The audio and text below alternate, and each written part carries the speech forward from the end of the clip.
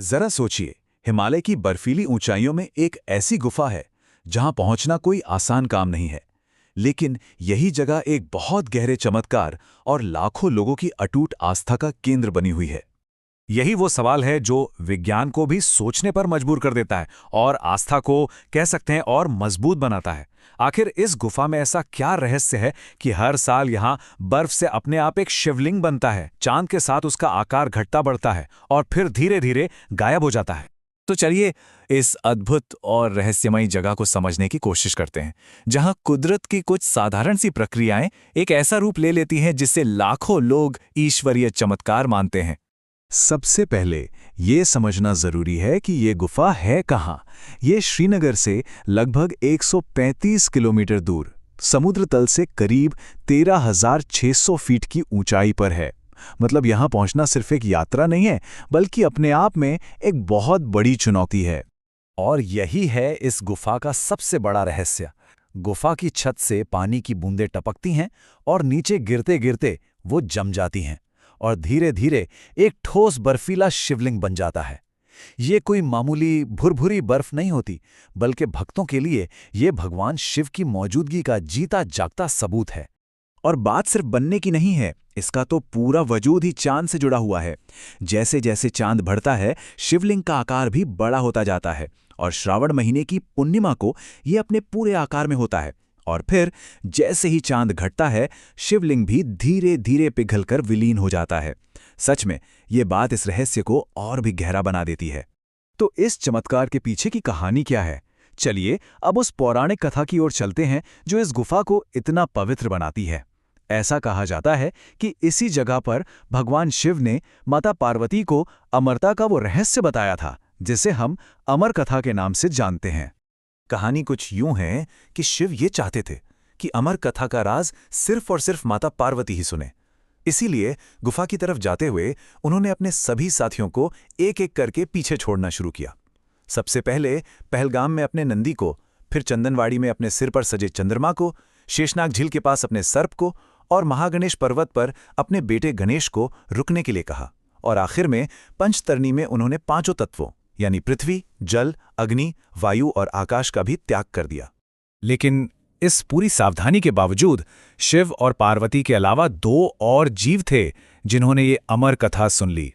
वो थे कबूतरों का एक जोड़ा। कहते हैं अमर कथा सुनकर वे दोनों अमर हो गए। आज भी कई तीर्थयात्री ये दावा करते हैं कि उन्होंने गुफा में कबूतरों के उस अमर जोड़े को देखा है, जो इस जगह के रहस्य को और भी बढ़ा देता है। अच्छा, पौराणिक कथाएं तो अपनी जगह हैं, पर इस गुफा को असल में खोजा किसने था? चलिए अब एक नजर डालते हैं इसकी खोज से जुड़े ऐतिहासिक विवाद पर, जहां लोक कथाएं और पुराने ग्रंथ दो बिल्कुल अलग अलग कहानियां बताते हैं। ज्यादातर लोग एक कहानी जानते हैं 16वीं सदी के एक मुस्लिम चरवाहे बूटा मलिक की, कि उन्होंने इस गुफा को खोजा था।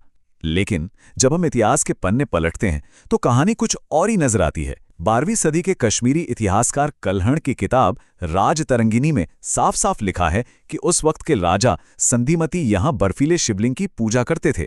इसका सीधा सा मतलब है कि ये गुफा उस चरवाहे की कहानी से सदियों पहले से ही एक जाना-माना तीर्थस्थल थी। चलिए अब इतिहास और पुराणों से हटकर जरा विज्ञान की नजर से इस चमत्कार को समझने की कोशिश करते हैं और उन सवालों पर भी गौर करते हैं जिनका जवाब आज भी शायद किसी के पास नहीं है। वैज्ञानिकों के पास इस प्रक्रिया के लिए एक शब्द है, स्टैलेग्माइट फॉर्मेशन। आसान भाषा में समझें तो जैसे दूसरी गुफाओं में पानी की बूंदों से खनिज जमा होकर चट्टानी खंभे बनाते हैं, ठीक वैसे ही यहाँ पानी जमकर बर्फ का एक खंभा या कहें कि शिवलिंग बना देता है। पर यह वैज्ञानिक तर्क पूरी कहानी नहीं बताता। कई ऐसे सवाल हैं जिनके जवाब विज्ञान के पास भी नहीं हैं। जैसे कि जब यात्रा के दौरान तापमान अक्सर 0 डिग्री से ज्यादा होता है, तब भी ये ठोस बर्फ कैसे जमी रहती है? और ये हमेशा एक खास शिवलिंग का आकार क्यों लेती है? और सबसे बड़ी बात, आसपास की दूसरी गुफाओं में जहां हालात बिल्कुल ऐसे ही हैं, वहां ऐसा क्यों नहीं होता? तो ये तो हुई रहस्य और विज्ञान की बातें, पर उन लोगों का क्या जो हर साल जान हथेली पर रखकर इस कठिन यात्रा पर निकलते हैं? अब बात करते हैं आज के समय में इस तीर्थ यात्रा के अनुभव की, इसकी चुनौतियों की और उन तैयारियों की जो हर यात्री को करनी पड़ती है। गुफा तक पहुंचने के लिए मुख्यतः 2 रास्ते हैं। एक है पारंपरिक रास्ता पहलगाम से, जो करीब 46 किलोमीटर लंबा है, और दूसरा है बाल्टाल मार्ग, जो सिर्फ 14 किलोमीटर का है, लेकिन इसकी चढ़ाई बहुत ही सीधी और मुश्किल है। मतलब दोनों ही रास्ते भक्तों के तन और मन की कड़ी परीक्षा लेते हैं। और हाँ, ये कोई वीकेंड ट्रिप नहीं है। ये यात्रा किसी भी तरह से आसान नहीं है।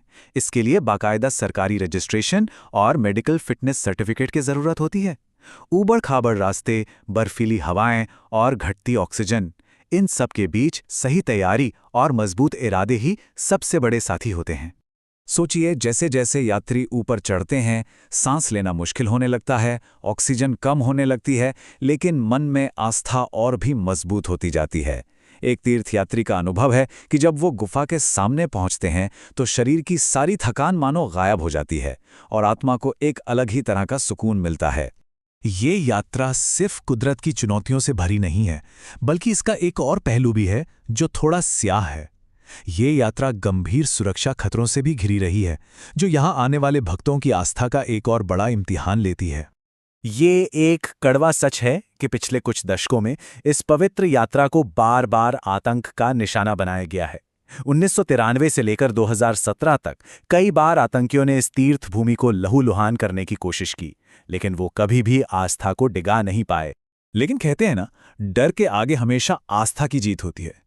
इन हमलों और धमकियों के बावजूद भक्तों का विश्वास कभी कम नहीं हुआ, बल्कि हर साल श्रद्धालुओं की संख्या बढ़ती ही जाती है और भारतीय सुरक्षा बल 24 घंटे उनकी सुरक्षा में तैनात रहते हैं ताकि आस्था की ये यात्रा बिना रुके चलती रहे। इन सभी खतरों के बीच तीर्थयात्रियों का यही अटूट विश्वास ही उनकी सबसे बड़ी ताकत बन जाता है। ये यात्रा इस बात का जीता जागता सबूत है कि मजबूत श्रद्धा आतंक के अंधेरे में भी उम्मीद का दिया हमेशा जलाए रखती है। तो घूम फिरकर हम वापस उसी सवाल पर आ जाते हैं, आखिर अमरनाथ गुफा है क्या? एक कुदरती अजूबा, एक दिव्य संकेत, या फिर इंसान की उस अटूट भक्ति और आस्था की शक्ति जो हर चुनौती को पार कर जाती है? इसका जवाब शायद विज्ञान कभी नहीं दे पाएगा, लेकिन हर साल लाखों भक्तों के मुंह से निकलने वाली बम बम भोले की गूंज अपना जवाब जरूर देती है।